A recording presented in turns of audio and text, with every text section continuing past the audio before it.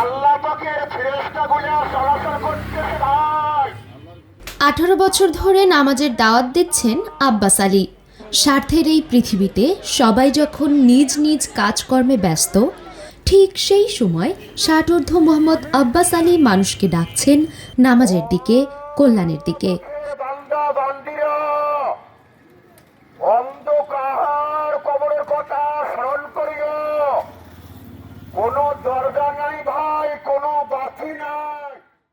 দীর্ঘ 18 বছর ধরে রংপুর নগরীর অলিগলিতে, পাড়া মহল্লায় প্রতিনিয়ত নামাজের দাওয়াত দিয়ে আসছেন তিনি।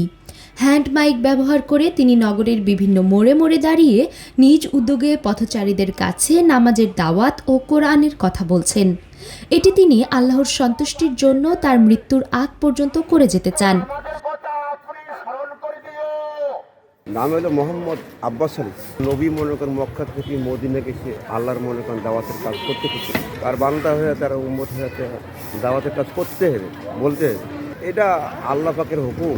যদি আল্লাহ পাক হায়াত হয়েছে কতদিন পর্যন্ত মানে আল্লাহ পাকের কাছে সাহায্য সেই দয়া আছে। ষাটোর্ধ্ব আব্বাস আলীর নামাজের জন্য আহ্বান ও দাওয়াতকে মহৎ গুণ হিসেবে দেখছেন পথচারী ও স্থানীয়রা।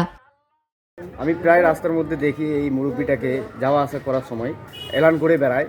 আমাদের এখনকার যুব সমাজ যেটা পারে না, এই মুরব্বি সেটা করে দেখাইছে। তো এটা খুব ভালো কাজ, আমরা ওনার থেকে অনুপ্রেরিত হচ্ছি আর কি। এই মুরব্বী প্রায় 18 বছর থেকে দিনের দাওয়াত এভাবে দিয়ে বেড়াচ্ছে, আসলে খুব এটা প্রশংসিত জিনিস। আলহামদুলিল্লাহ, উনি যে দাওয়াতটা দিচ্ছে এটা খুব প্রশংসনীয়। ওনার কথাতে আমরা যারা বেনামাজি আছি, নামাজের ভিতরে আসতে পারতেছি না, তার কথাতে যদি কিছুটা আমাদের উপকৃত হয়। সাইমা শুভ্র, আপডেট টিভি।